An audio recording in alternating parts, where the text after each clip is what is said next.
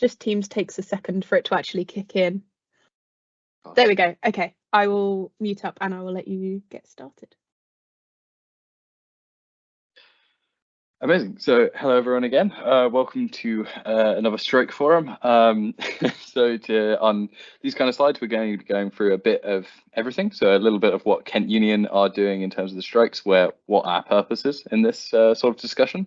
We're also going to give UCU an opportunity to discuss their sort of side, why they're on strike, give a little bit more insight into themselves, and then Richard is going to give the university's perspective on it and what they're kind of doing in this sense. So without further ado, Nella, if you wouldn't mind going to the next slide. So just a brief bit of housekeeping. So could you keep your microphone and camera off until kind of questions are asked? If you'd like to speak, if you could raise your hand on Teams, that would be amazing, just so everyone gets a fair chance to talk. The session is currently being recorded and will be put online. And any comments towards any member of the call today, if it could be kept respectful at all times, that would be brilliant. If you want to move to the next slide, Nelly. So very briefly, what are strikes? So ultimately, they're a refusal to work organised by a body of employees as a form of protest. This is normally an attempt to gain movement in a dispute between the employer and the employees. In this particular case, it's the University College Union, which is UCU, which is the largest university staff union in the UK. So it doesn't just include lecturers, it can also include some staff throughout the university generally. But they've been campaigning on pension cuts, pay and working conditions, or in the improvement of pay and working conditions.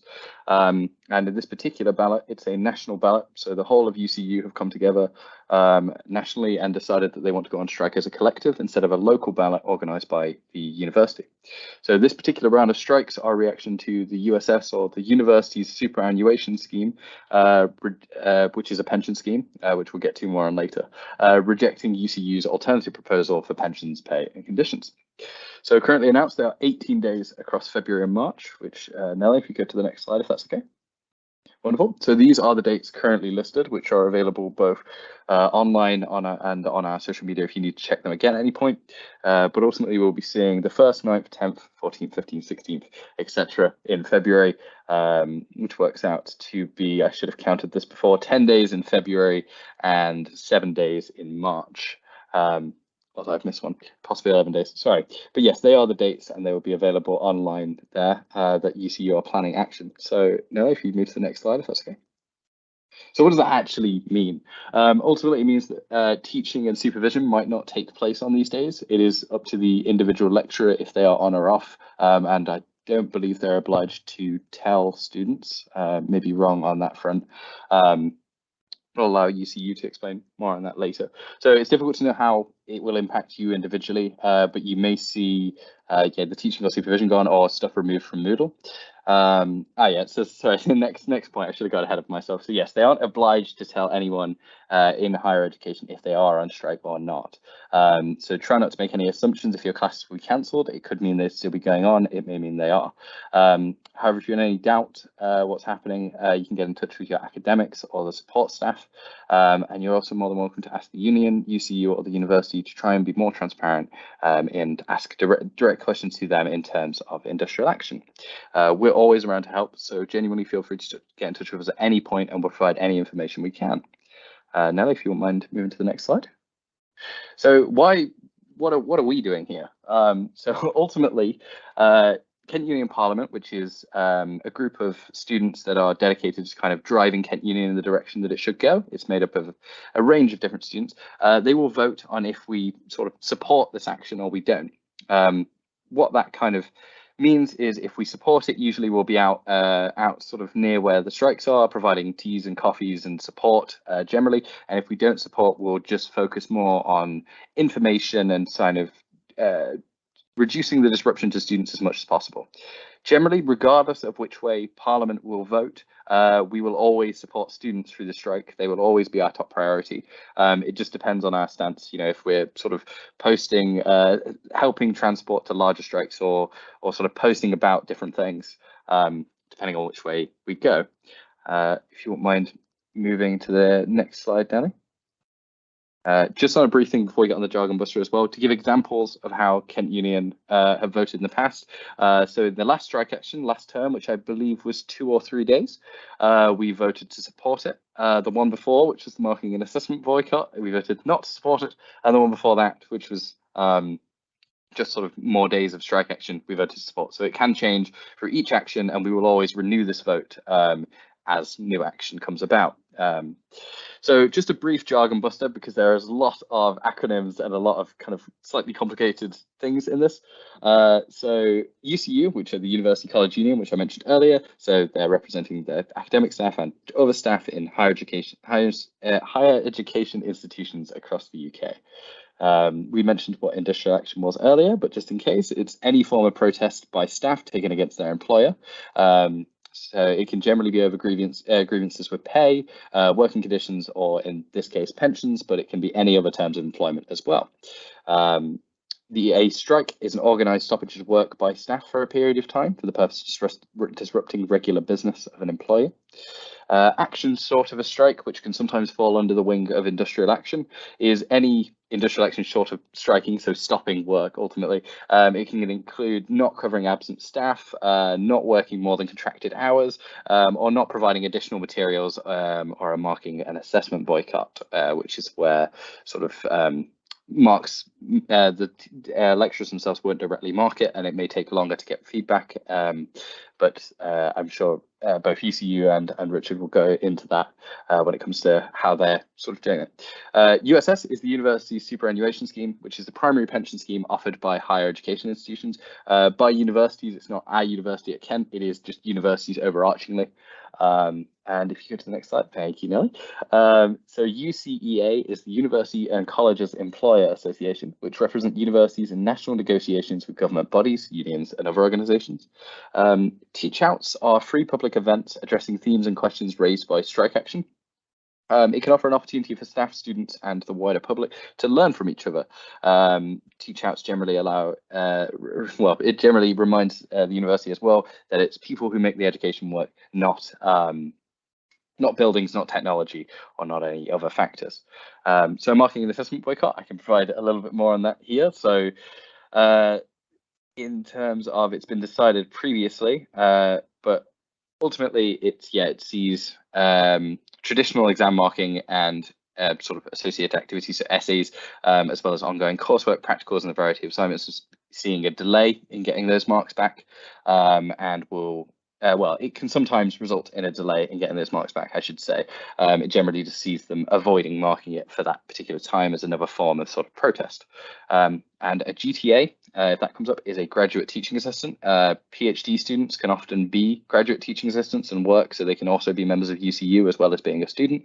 And HBLs are hourly paid lecturers, which fall under a very similar vein.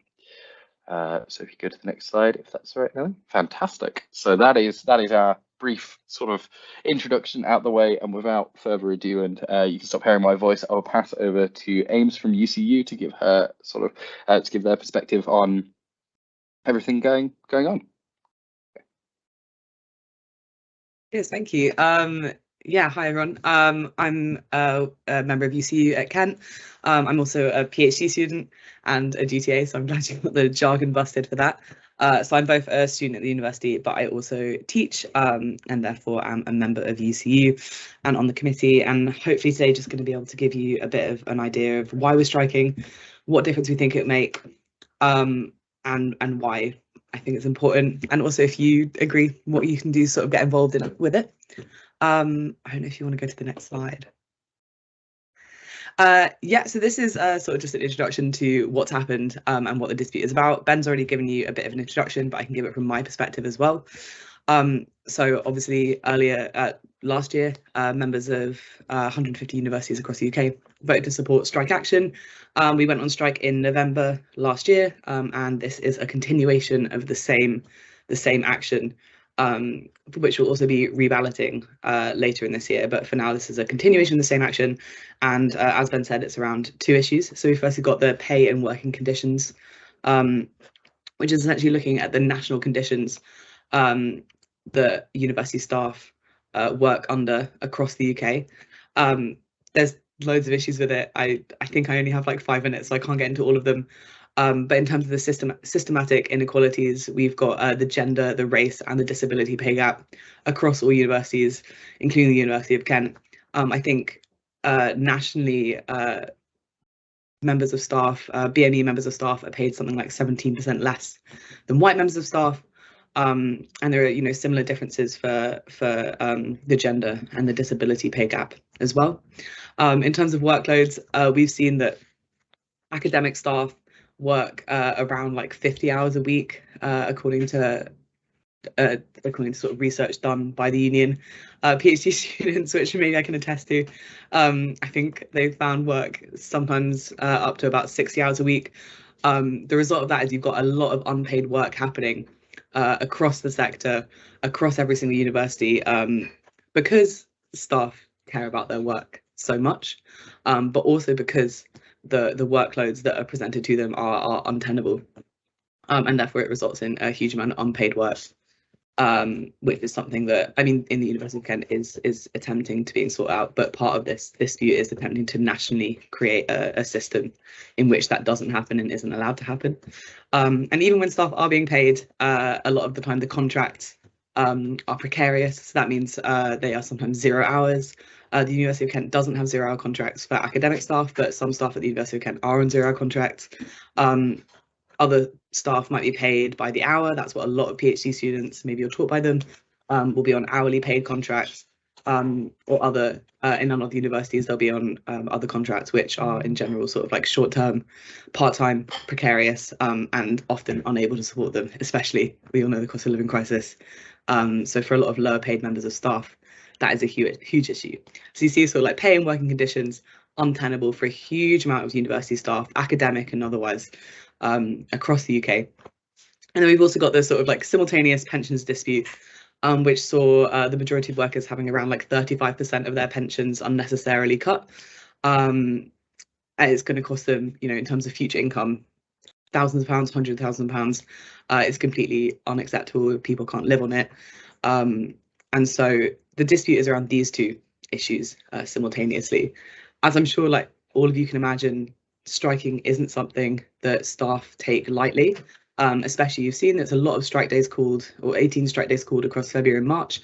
The dream for the majority of workers is that a resolution is achieved, that a deal is found that will offer staff the pay and working conditions that they need, that will restore their pensions to the full amount that allow them to live, for the rest of their lives. If this doesn't happen, those will be the strike days that people go on. The reason that people go on strike is a last resort to force that deal to happen, essentially to force the negotiations to be meaningful and to force a resolution. And I'm sorry, this is not updated, so it says 3 strike days there, but you had the real one, so you know what's going on already. Can we maybe go to the next slide? Yeah, apologies. I tried to update this slide earlier and I was rushing and missed that. I also tried to update it earlier and rushed and missed it, so it's all fine. So yeah, it's 18 days across February and March, not 3. I will correct that before the slides. But staff members at the University of Kent will still be some of the 70,000 members across the UK participating. So there was a correct sentence in there. Yeah, so I've already talked about why they're striking in terms of what the disputes are, but we need to talk about why at the University of Kent, what's happening. You can see that there are currently over 30 senior staff and managers earning over 100,000. It's according to data we got, and that our Vice Chancellor is earning 270,000 per year. But particularly because I think a lot of the time there's a separation made between staff and students, and part of the reason that staff are striking, and part of the things that I feel like I always want to talk about, as a student and a staff member at the same time, is that it's not only striking for the disputes that are happening, but because university conditions across the country are getting worse for everyone. If your lecturers aren't being paid enough, if your counsellors aren't being paid enough, if your admin staff don't have enough time to get through everything they need to do, that is when you're going to start having issues in your education. That is when you're not going to start not knowing where you're supposed to be. You're not going to get the best quality education. You're not going to get the support you need to get through the 3 years of your undergraduate degree or your postgrad degree. So when staff are striking, they're also striking for the conditions of the university as a whole. And that's why you'll often hear staff say that our working conditions are your learning conditions, because the two are very connected. And to strike, to try and change things, to try and improve these pay and working conditions is also an attempt to improve the university as a whole and to improve everyone's experience of the university. I think we can go to the next slide.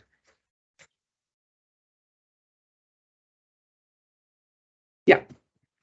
So recently in the University of Kent, we did have a successful local strike, which had some resolutions. This is obviously different. This is a national strike.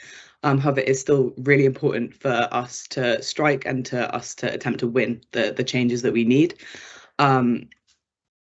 One of the ways that this is potentially possible, our Vice-Chancellor is on the board of Universities UK. That's the body in charge of the university staff pensions that we're hoping to restore, like I talked about earlier, getting rid of that unnecessary 35% slash that a lot of people have experienced. So not only are we making a difference by going on strike as part of a national body going on strike, but also locally we have the potential to make some influence in terms of influencing one of the board members and hopefully influencing her decision. And yeah, so that's not only are we sort of like hoping that nationally we can make a difference, but I think locally there is pressure there, and that is the kind of like pressure we're hoping to put on. And like I said, it's necessary to begin the negotiations, to make the negotiations happen, and hopefully necessary to make everyone's working, living, learning conditions acceptable and better. Yeah. I don't know if we have next slide. Yeah, absolutely. So in terms of how you can get involved and what you can do, you can vote for the Kent Union Support Striking Staff. You did last time. I hope you do again. I think it's the right thing to do. I think that strikes have been shown to be a way we can actually make negotiations happen and get a resolution that works for staff, that works for students. You can write to your Vice-Chancellor, like I said, that might even make a big difference.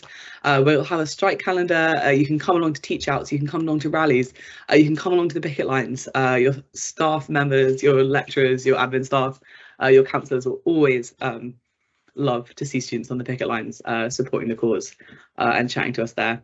But also you can get creative, and there's loads of other ways you can get involved. There's some sort of ideas there if you want to look at petitions, rallies, posters, flyers, or email us and let us know you want to be involved, and we can look at some other ways. I think that's everything from me, but obviously I'm happy to answer some questions at the end.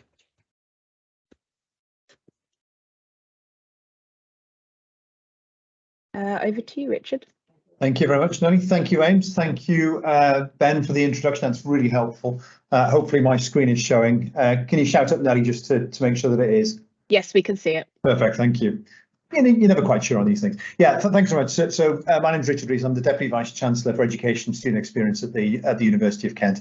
I wanted to try and put over what the university's view is of the current strike action. Again, just so that you're aware of what will be happening. I think we've already heard some of that, but also what the university will be doing to protect you as students through this process, and to ensure that the strikes, though clearly they're going to be disruptive, but we try to minimise that disruption as much as possible to ensure that you can continue with your studies and either progress from one year to the next, or to graduate, depending on what year that you're in. So first of all, and most importantly, I'd like to extend my apologies to all students that face industrial action again. It's not a position that we want to be in, much the same as the UCU doesn't want to be in as well. But it is an ongoing series of disputes that have now extended over quite a number of years in terms of both the pay and working conditions and the pensions disputes. It's important to recognise that these are national issues. As Ames pointed out, there was a national mandate for strike action from members of the UCU, and these are broadly national issues. So the way that both pay negotiations and the pensions issues are discussed and hopefully ultimately resolved is at the national level. So pay at universities is bargained nationally. And the USS pension scheme that Ben gave an introduction to in the beginning, again, it is a nationally devised scheme. The University of Kent is, of course, part of both of those, but really there is very little say that we as a single institution has, or in fact any single institution has, about the way that those discussions go. Of course, we will put our views forward we will try to make sure that our students particularly and our staff are appropriately represented in those discussions. And of course, as Ames pointed out, the Vice-Chancellor is involved in some of the bodies that where some of those discussions are taking place.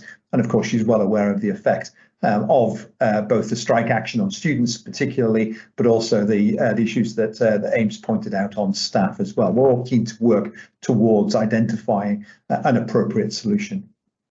Of course, we work in a sector where all staff should be well rewarded for what they do. Staff at any university are by far and away their most important asset.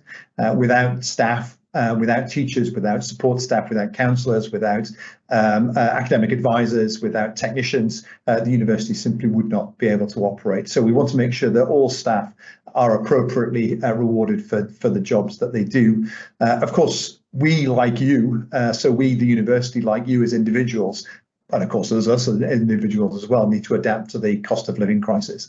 We know that pressures on university finances, not just at Kent, but across the sector, are extremely severe. So we need to be able to do things that are affordable. Otherwise, we risk the integrity of the universities themselves by offering pay deals that simply would be unaffordable and would perhaps hasten the closure of certain institutions. Broadly speaking, the university doesn't think strike's the right way to go around this. We fully accept and support the right of staff to strike. It's a fundamental right that has been with us for a long time in the UK. We would definitely support that. It's an important part of being able to make sure that voices are heard. But broadly speaking, we would like to see more discussion between the various parties to try and hammer out appropriate agreements that are appropriate for both sides, but also affordable across the sector. As an institution, of course, we'll do everything that we can to mitigate the impact of any strike action on your studies. I'll talk a little bit more about that in the subsequent slides. So the university's commitment to all of our students is that we will do whatever we can to mitigate the impact of industrial action on your studies. We'll ensure that your degree is never devalued. That your degree will come to the same as students who've graduated from your course in years before you, and of course in years to come as well. The university has made a commitment during strike action to refund any direct expenses that you incur as a cost of industrial action. So if you need to pay to come to campus, for instance, and you find that your event is not taking place because of strike action, then we have a system in place whereby you can ask the university to refund those expenses, and we will do so. We also have made a commitment that any staff salaries that are saved as a consequence of the strike days. So in keeping with the rest of the sector, but also union activity generally, that staff are not paid when they are on strike. They have withheld their labour, so they are not paid for those days. The university has made a commitment that any salaries that are saved will not benefit the university. They will be reinvested in your student experience. And I've been working closely with the sabbatical officers in Kent Union to ensure that we do the most appropriate things with that saved salaries money, that we can make sure that it is reinvested in your student experience. The final commitment is that we will be open and honest and transparent with you. We're very happy to go through any questions that you have, any specific issues that you want to raise. Very happy to have either individual or group sessions with you to go through some of the things that you might be concerned about, or to try and reinforce the notion that we will do what we can to impact the mitigation on your studies. So, as I said at the beginning, the issues that the strikes have been called over are broadly national issues, and as Ames correctly pointed out, there are a number of those issues that also impinge on staff at Kent. But I think Kent has done an awful lot to try and address many of the issues that are at the national level. So I've listed on here a few of the things that we've done. All staff have had a 3% pay rise. 3% doesn't sound very much when compared to a 10% inflation rate, which we currently are at. That was actually instigated before inflation started to increase very greatly. But all staff have had a 3% pay rise, and a pay rise of up to 9% has been awarded for those on lower grades. PhD stipends have been increased by 10%. Again, recognising that PhD students in general are not paid particularly highly, and the effect of the cost of living crisis on them is more significant as a consequence. So we've increased PhD stipends to endeavour to try and bridge some of that gap. We've got rid of all 0 hours contracts for academic staff, as Ames pointed out, and we aim to use 0 hour contracts only, or fixed term contracts only, where it suits all parties. There are some staff who want to do this, that they only want to work during term time, or they only want to work fixed days a week because they have other commitments elsewhere. We're very happy to look at that, but we generally do not enforce those across the board. It's an all parties decision rather than something that the university insists on. As an institution, we have a new people and culture strategy, which includes many strands around staff well-being, but also we have a staff well-being committee that looks after many of the things that staff are raising and tries to identify solutions to those. We've introduced a number of cost of living measures for both staff and students. Many of you hopefully have taken advantage of the £3 hot meal deals in the Rutherford building. Those are available to both staff and students, so that we can try and make sure that the cost of living crisis that we are all living through is at least mitigated in some regard by some of the activities that we can do on campus. And in addition, we've also ruled out all compulsory redundancies as a result of any review that's currently underway.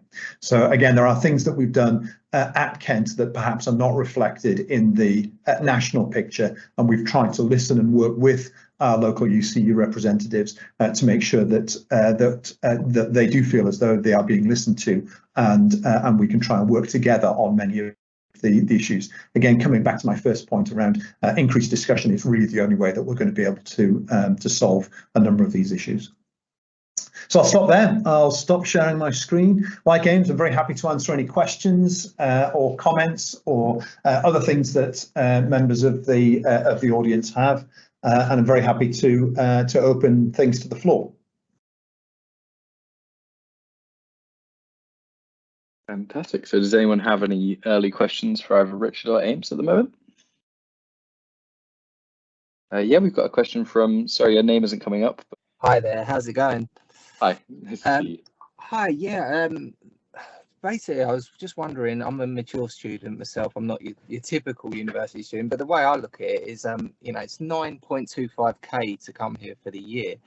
And I just wondered how much per class is going to be refunded towards students, or if that's something that's going to be avoided, because at the end of the day, if it's 20 plus classes, even if you're talking, say, a £10 refund, you know, per one, you're talking about a couple of £100, which would mean an awful lot to students at the end of the year when they're coming into summer.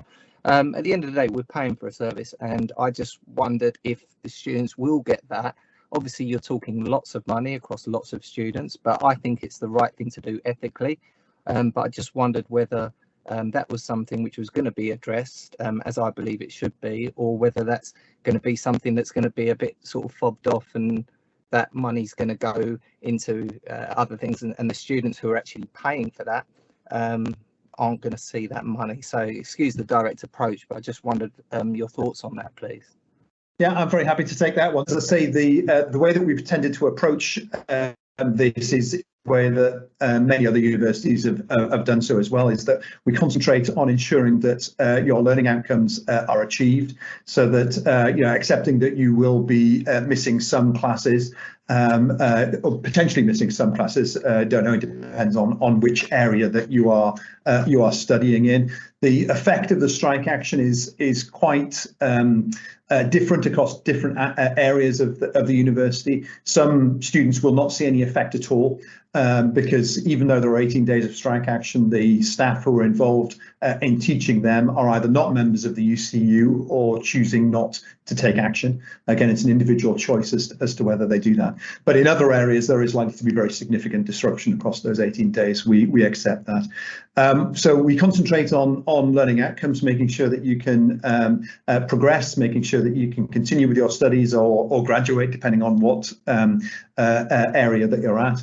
As I said, any salaries that are saved are reinvested back into the student experience. And I'm working really closely with the sabbatical officers in Kent Union to identify what is going to be most appropriate for that. In previous years, you're right, we've given direct payment refunds to students from that fund. So that could be one thing that we look at again, and there may be other ways that we would choose to do it against the backdrop of the cost of living. But please be assured that it will all be invested back towards you. The university will not siphon things off as you described.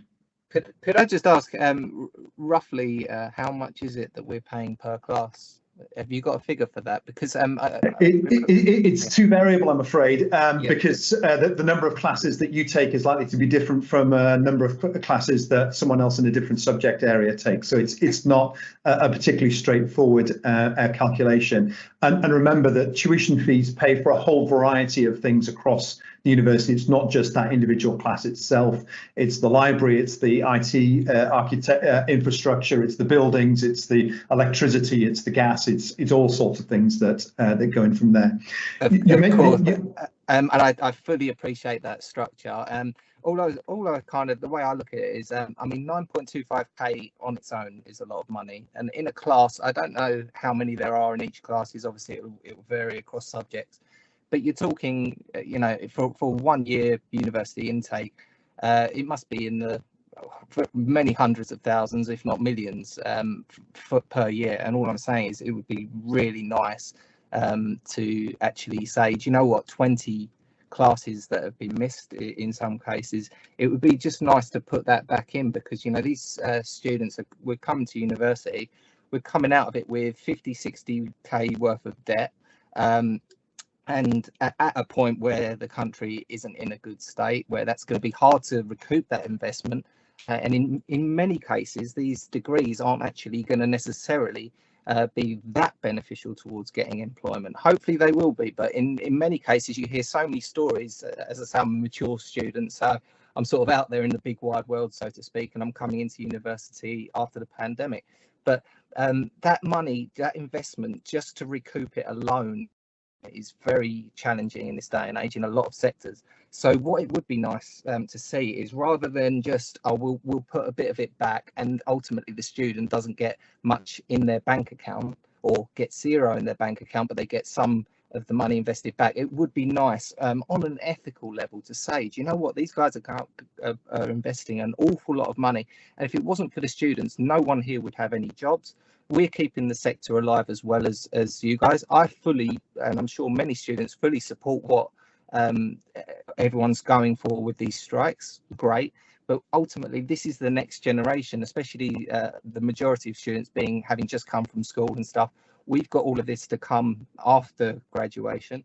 So it would be nice for somebody to actually go, do you know what, the right thing to do now is to make sure that these students at the end of the year who have missed 20 plus days get a nice amount of that 9.25k back. Even if it was a couple of £100, that's going to make a big difference to someone. But at the end of the day, you're talking lots of money, and any kind of corporate structure, which I don't really understand, because universities are said to be non-profit, yet it's also, they run like a business. So I'm a little bit unsure on the exact way, but it will be the instinct to avoid paying out that huge amount of money to students. But I think it's the right thing to do. And if there was someone who actually sat down and said, do you know what, it would be nice to actually refund these in the way that will actually matter to these students at this point, that would be fantastic to see. So I hope you don't mind me expressing that. I just No, that's perfectly all right. Thank you very much for so clearly and articulating that in a very clear way. As I say, that's what we've done before as an institution. I'm working closely with the Kent Union sabbatical officers to see what is most appropriate this time around. It's different every time. Either based on the amount of strikes that we have or the impact that it's had on particular sets of students. Certainly in the past, we've allocated payments on the basis of the amount of disruption that's taken place. So the more disruption that you have, the more you'd get back as a goodwill payment, as we describe them. So yeah, that's work in progress. We haven't come to any formal decision yet, but we will do during the course of this round of strike action. Well, thanks very much for hearing us out with that. And as I say, it'd just be nice if that figure, because I did have a brief discussion with Nelly about this earlier, and I think some of the feedback was this has happened a bit prior, but some students were getting, I think, a £5 or something silly was mentioned, or like very small amounts. So it would just be nice if this was resolved in a way whereby a payment, which actually was half decent, would come into people's accounts. And I'll leave it there. I've taken up enough of your time, but thank you so much for thank you very much. Cheers. All the best. It was a brilliant point. Thank you very much. But yes, with being conscious of time, we'll move on to the next question, if that's okay. So I'm going to move to the two hands up because they came first, and then we have one question in chat. So Hannah, could we have your question next, if that's okay? Hello. Hi, Hannah. Can you hear me? Okay, amazing. This is sort of along the same point, but I'm coming at it from an undergraduate perspective. So I study English literature, and I'm in my second year, and I only have 5 hours a week of time with my lecturers, in lectures or in seminars. And with these strike days, I'm missing sometimes all of my lecture hours and all of my seminar hours, which then leaves me with absolutely nothing. So I was just wondering, you said that you are doing the uni is doing their best to help make sure that the strikes aren't interrupting my studies, but is there any examples that you can give me of when I might be able to get this time back? Or because I'm not too worried about the money, because at the end of the day I want to pay to go to uni and get a degree. I mean, I only got £25 last year, which was nothing compared to what I missed, but I want my degree. I don't want the money back. I want to have the time with my lecturers. So I was just wondering if you can give any examples of how you are going to perhaps help with me getting that time back. Yeah, thanks very much for your question, Hannah. That's a really good one to pose. Again, it's difficult to be precise because it'll be different in English than it will be in physics or biology or whatever there. So it sounds as though, based on your experiences from last year, as though that you may experience some disruption because of the strikes this time around. I don't know whether that's going to be the case or not. It'll depend on on who's running your modules. And as to whether they take industrial action or not. Not everyone will. So of the 2,000 and a bit staff that we have at the university, we have about 500 UCU members. And we know that not all of those tend to take action for any strike call that's there. So it is a mixed picture of things that are out there. I know that's not going to be much comfort, because if you have an activity or a set of activities that don't take place, then clearly that is disruptive. We can certainly help mitigate those. There is no necessary need for a member of staff who's taking strike action to make up for those lost sessions. That's part of what they do as part of what's called action short of a strike that Ben introduced at the beginning. But there are things that we can do as an institution to make sure that, for example, if you miss a topic in some of your lectures because they haven't taken place, then we can make sure that the exams don't have that topic on them, so that you get assessed on other areas. Again, there are a variety of things like that the institution can use to make sure that we're still that you're still able to show what you've learned and your full potential, but will not adversely affect you as a consequence of events that don't take place themselves. Okay, thank you. That's really helpful. And I do understand, obviously, that the staff that do take strike action aren't necessarily, as you said, supposed to, or going to make up for that time. But I then have another question, if that's okay. What would you say to a student like me who then thinks that her degree is not, I guess, not a proper, in inverted commas, that I've missed time, that I've missed content? I mean, with English, I don't have exams anyway because that's what the school have decided. So I do coursework. So if I don't do 1 week on one text, I just don't write about it, and I'm only able to choose from the ones that we've studied. But what would you say to someone like me who then thinks that her degree is sort of being taken away from her? Yeah, I've got a great deal of sympathy for you, Hannah. I mean, all universities, unfortunately, are going to be in the same position this time around, because as we've said at the beginning, these are national issues, and it's a national level strike across the UCU. In terms of the potential for your degree to be devalued, I'd hope you wouldn't feel that. We have an enormous number of things that are in place to try and make sure that your degree is of the same standing and quality as those that have come before you. Our whole quality assurance process is based around that. We use external examiners, we use internal processes to make sure that we maintain the standard of our degrees across the university. Without that, broadly, we're nothing. So we have to make sure that we continue to do that as much as we possibly can. Amazing, thank you. And I am sympathetic. It's obviously it's very hard for students and staff at the same time. Thank you. Ames, did you want to add something to that as well?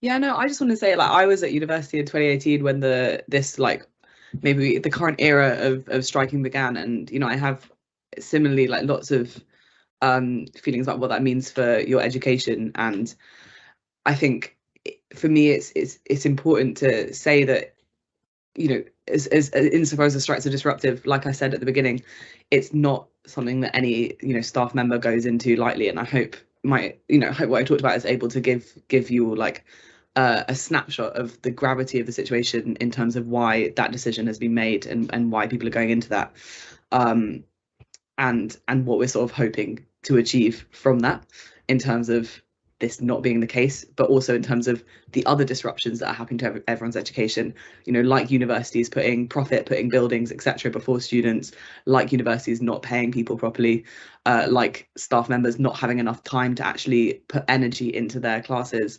Hopefully all that is able to be lessened and to be improved through this as well. But I just want to say, I've been in a similar boat, and I completely understand it. And it's good to sort of hear your feelings about it as well. Cheers. Yeah, thanks so much, James. That is helpful. Again, putting a Kent context onto that, we've not really invested in buildings of late, and much of the work that we're doing over the past, certainly the time I've been at the university, is around making sure that buildings are secure and watertight and safe, rather than putting up fabulous glass and steel buildings that go from there. So it's not, we want to make sure that the learning experience is as good as it can be. Yes, we want nice places to be able to work. We have invested in the past in the library to make sure that it is a really nice, appropriate place to do those work. But we don't prioritize buildings over people. So just again, because of very conscious of time, we'll move to the next question. We have one's gone down. One more hand up in chat, and then we have 3 questions in the, sorry, one more hand up and then 3 questions in the chat. So is it Saf? I apologize if I pronounced your name wrong. If you'd like to give your question. Yep, no, it is Saf. Hello, I'm a third year student. And obviously, as much as I'm all for what you're striking for, and I hope it is resolved, it's my very, very, very stressed. So you say that the degree isn't going to lose anything. We're still going to graduate with the degree as if we hadn't have had all these strikes. But we've all kind of picked modules that it does matter whether or not we get the content that we're learning. Like, we've got cohort doing clinical psychology, half of the cohort doing forensic psychology. Like, I've picked modules that are to do with research, like losing the clinical psychology modules fall on a Thursday, the same as the research modules. That's 5 weeks content we're losing. 5 weeks content essentially is half of the module. So although you're going to take out the content that we haven't learned, do we not need the content that we haven't learned? I don't understand why all of a sudden we don't need that content. We're okay to just graduate with only half of the module's content. Yeah, thanks very much, Steph. Again, I'm happy to address that one as much as I can. So psychology is an accredited degree, and the sorts of things that you're taught and the sorts of things that we need to teach you are dictated to by your accrediting body.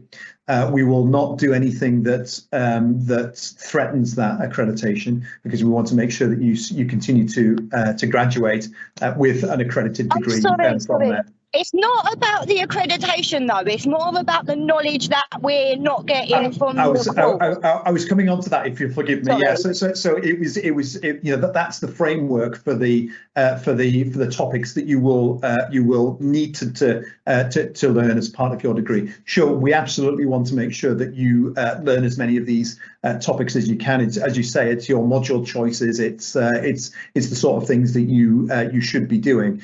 We are in a position where, you know, that may not happen. Again, I don't know whether the lecturers on your individual modules will or will not be taking industrial action.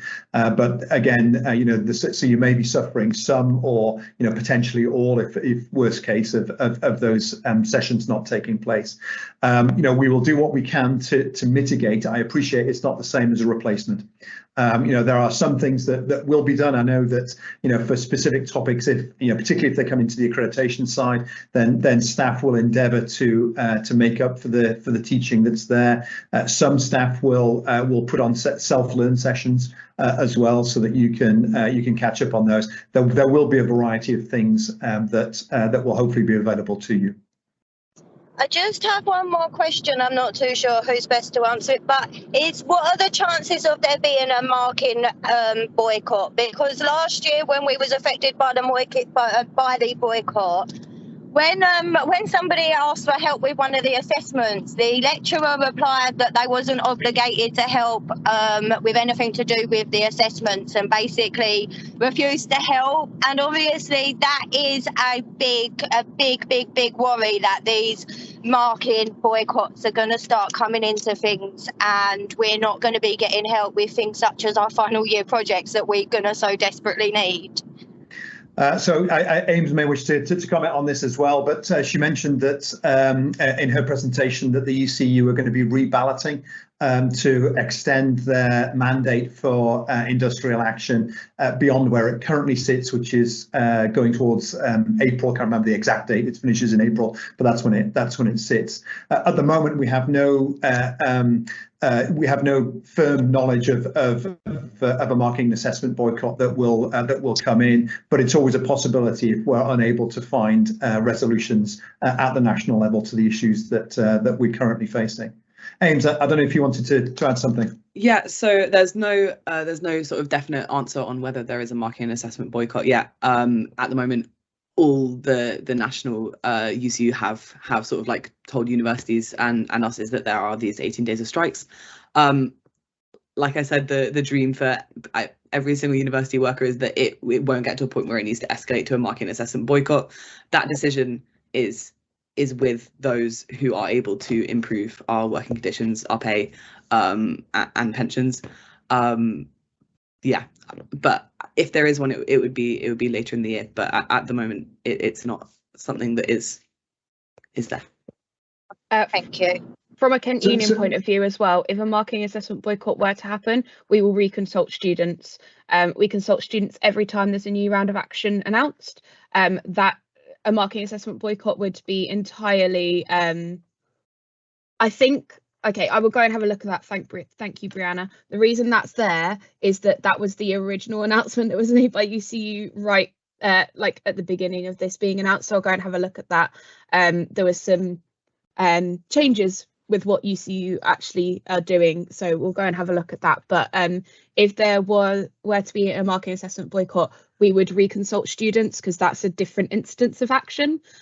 So we will come back to you and kind of see how you're doing with that.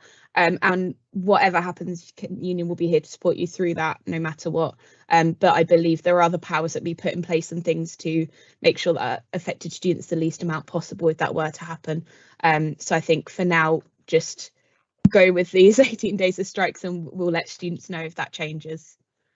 Yeah, thanks very much, Danny. And again, Saf, just to provide some reassurance that that the current action, although it's clearly very disruptive in terms of the strike days themselves, that marking and assessment that goes on should still be happening. So it's you know, again, if you encounter any issues around staff potentially refusing to take part, then please just let the university know, and we'll follow up as quickly as we can.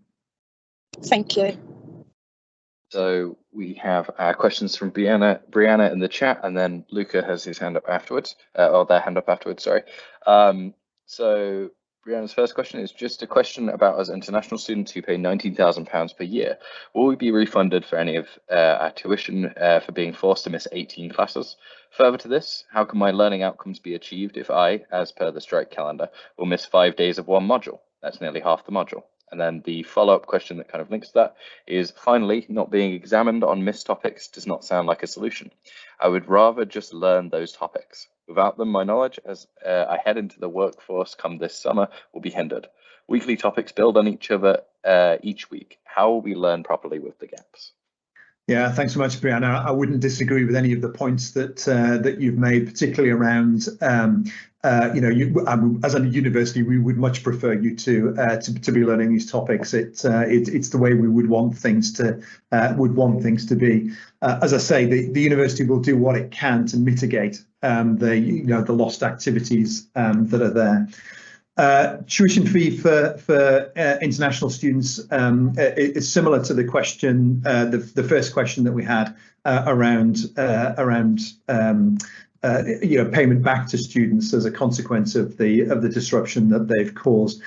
In the past, we've not prorated that for international students or for home students, so we've tended to treat all students as being the same. But again, I think that's something we can take into our discussions with the sabbatical officers from Kent Union as we decide on what would be an appropriate method of distributing that funds later on. In terms of the learning outcomes, it depends on your course. Your course conveners and module coordinators will know far better and be able to give you far more information than I can about whether the learning outcomes can be achieved on your course. In many cases, they can. Even with disruption of individual teaching sessions. Again, I stress that across these 18 days, again, depending on the subject that you have, that you're studying, on the modules that you're taking, you may or may not see action on those days. So don't necessarily assume that you're going to miss all activities that are scheduled on those 18 days. That may very well not be the case. But kind of comes back to my point around mitigation again, that we'll try to make sure that that the university mitigates for those as much as we possibly can, but recognising it's a far from ideal position. So I can see Brianna is typing a response, but while we're giving them a moment, Luca, did you have something to come in on? Yeah, can you hear me? Yep. Okay, cool, yeah. So I just had a question for the UCU, I think it was AIMS that was representing them. And then I just had something I wanted to mention just so that I feel like I have said it. So I am asking this question because I'm really trying to sympathise and understand fully the strike action. And with the last strikes, the previous strikes, I actually supported them and I was quite open about supporting them. However, this time I'm struggling a little bit more with it being so extensive, so many days. And so I was wondering if you could tell me how the decision was made to have 18 days, how it was chosen that many days and how it was chosen to be so many more, because it does feel like a much larger proportion of, over the next month and 2 months. So yeah, that's the question first. Yeah, sure. The way that the days are chosen is kind of a complicated one that's, I mean, it's argued a lot within the union in terms of everyone has different perspectives on what should happen and why those days should be chosen. The ultimate reason for why it's so much more is that it is felt by a lot of union members that this level of escalation is necessary in order to get any kind of resolution. What sometimes happens is when you have small amounts of days, universities kind of swallow that, it happens, it moves on, and there's nothing particularly comes from it. Even though students are disrupted, even though staff lose their pay, universities are kind of able to like or sort of the decision-making bodies are kind of able to move on from it fairly easily. And so therefore, in order to make an impact, in order to get a result, in order to bring people to the table, and based on past years of action, like I was talking about earlier, this is a long running thing, and similar disputes have been going on for a long time. It was felt that it felt necessary, if that makes sense. And like I said, it's not like an easy decision that anyone comes to. It's not as much as there's on one side of I don't want to not teach my students for 4 weeks in a time, but at the same time also people don't want to lose that much pay. So it's really not a light decision that anyone comes to. It's disruptive in terms of how much pay people are losing within a month. Like that's an incredible amount lost, and it's also disruptive in terms of the teaching that people are doing. But that kind of, I think, points to how crucial people feel it is to sort of make the negotiations meaningful and get to a resolution. So the main decision behind it essentially is it is necessary to get to the point that we need to get to. I hope that answers your question. Sorry if I've forgotten a bit. Yeah, no, that's okay, thank you. And yeah, just something I wanted to mention. I know that by mentioning this, I'm sure there's not going to be any resolution that can be found. It was just, I feel like it's important for me to just bring it to light, and I'm sure that other people have said it before, but as somebody with autism, having disrupted lessons, which then the lecturers don't tell you beforehand, is really difficult for me, especially because I commute over 2 hours every day to come to university, and so I know that there's probably not an easy solution to that, and that obviously staff have the right to not say that they're going to be striking, and I do understand the reasons why, because it's protection amongst other things, like extra disruption and to make the strikes more effective and safe for them. But yeah, I just wanted to mention that for students like me, especially where I have a need, like a diagnosed need for routines and to be informed, and I have an ILP which tells the lecturers that I need to be informed of what's going to go on ahead of time. I think this is going to be an exceptionally difficult time, and I think that we may need a lot of support going through this, but I know there's not like a clear-cut answer to that. There's no. Oh, sorry, James, please carry on. Thanks. So as was said, lecturers or academic staff, anyone is not required to give their employer notice of them going on strike. However, just speaking for myself, when I do seminars and lectures, if a student asks me, I will always tell them, and I usually tell my seminars before whether I will or not. The majority of people I know have never sort of refused to tell a student if they're asked personally, because to me that is different to telling your employer, right? And like I said, I don't think anyone wants to make people's lives harder, and a lot of the reason that people are going on strike is for themselves, but also for for the students as well, although it doesn't sometimes seem like it in the short term. So I would always encourage you to ask your lecturer or your seminar leader in person if you can, but or just ask them one-on-one, and hopefully that helps a little bit. I'm sorry it's not necessarily the resolution you need, but sometimes that can do a lot. Thanks very much for sharing, Luca. That's really helpful. I just wanted to add to Ames's comment that which I was going to make exactly the same point, that telling the university that an individual member of staff is striking is one thing, but very few people will not tell students that they're doing that. So and obviously if you've got an ILP, then presumably you're aware of student support and well-being. And I encourage you to make use of those services as well, if that's going to be appropriate or helpful to you. Okay, thank you. Sorry, I'm conscious that we've gone over time, but just really quickly, so you hear a lot online, and I hear from people that you shouldn't cross the picket lines and things like that. And obviously, on the other hand, we've got that you should be turning up to your classes whether or not you know that there's going to be a strike. And so I just wanted to make clear, especially like for AIMS and stuff, who is involved in it and probably knows the views of the lecturers. Is it in general that the lecturers are okay with people crossing picket lines? It's not that big of a deal? So my dream is always for people to join us on the picket lines, have a chat there, get a tea. But I can't speak to your individual circumstances. I think lecturers will always appreciate it if you show solidarity with them, if you join us the events on the strike calendar. But at the same time, like, lecturers aren't our worries, less that, you know, what you're doing and much more about how we can bring like the people that are making the decisions on our pay and working conditions to the table. So, you know, especially if you struggle with that kind of like disruption, I don't think you need to put all the load of our working conditions on your shoulders, but maybe see you on the picket line.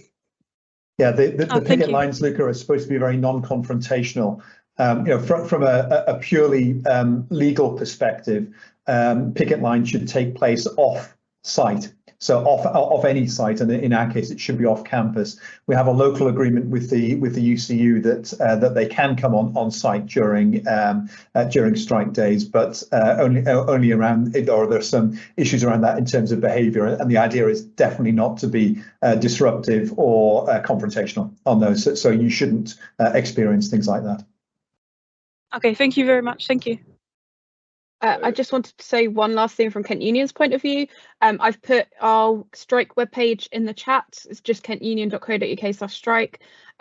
We have a box at the bottom of that page where you can fill out any questions, any concerns, literally anything you want to say, tell us, ask us. Just fill out that form and we'll get back to you. We will also be open throughout the strike days. So if you're ever concerned about anything, you're not sure what you're meant to be doing, anything will be in the Mandela building. We're next to venue. You can just walk in and chat to someone. We know it's a really stressful time for students. So we're here for you no matter what. And our advice service are here if you want to check anything about literally anything. They really are excellent with everything. But we will also be putting the recording up. If you go to that strike page, there's a Get the Latest section which has news articles. We will be posting this recording as a YouTube link in a news article, so you'll be able to come back to this content anytime that you want to have a listen back to what was said. If you want to check any details, that will all be in there. So I think that should hopefully be helpful to people. I think so. Thanks so much. There's one last statement from Brianna, just because it was said a while ago, which ultimately covers, as per the strike calendar, I'm missing 5 days of one module. I'm a third year in law. Finds it hard to believe that they will learn the module as a well-rounded, efficient way with 5 weeks not covered. But their final point, which I just wanted to have just so it was in the recording, was that they believe it should be mandatory that we are provided with self-study materials to learn the topics we miss on strike days. And if there's any statements to that very, very quickly before we go. I'm happy to go through that one. As an institution, we can't mandate that. We would strongly encourage, and we would hope that, as AIMS said, that you know, many staff want to continue to support students through this, but there's no obligation for them to do so. And part of the action short of a strike is actually withholding recordings and other things that might be available for students. So that's a UCU position that is legally enforceable as far as I'm aware, and I don't know if AIMS wants to comment as well, but broadly speaking, we would encourage, but we can't insist. Yeah, I just wanted to say, like, part of action sort of a strike that we'll usually take as well is sort of working to contract, i.e. not working above contracted hours. Quite difficult, as I said earlier, like already university lecturers are usually working like 1 or 2 days above contract, sort of unpaid anyway. But doing something like that can often mean sort of increasing that sort of workload. So it's not something that could be enforced, right? But like I said, I hope your lecturers and your seminar leaders are sort of able to support you in whatever ways you need. And also just want to say thank you to everyone. I think the questions are really useful, and hopefully it's been a useful sort of discussion for you all. Yes, thank you, everyone. We may be holding another one of these at some point. We can certainly do if there's enough of a call for it. But that's where we're going to have to wrap up today because we're over time. Oh, sorry. If you can, before you go, just go to the Google form link that we've put in chat. We are collecting how students feel about the strikes so that I can go to Parliament, as was mentioned at the beginning. If you can just go in there, you just need to tell us what your division is and how you feel about the strike. It's just 2 questions. It will take you literally 2 minutes. It just helps us gather kind of student feeling on the strikes and therefore what Kent Union should be doing over the next few weeks. So thank you so much for coming. And yeah, can you just make sure you do that form for us? That would be really useful. Thank you. Thanks, Danny. Thanks, everyone. Have a good day. Thank you. Have a lovely day. Thanks.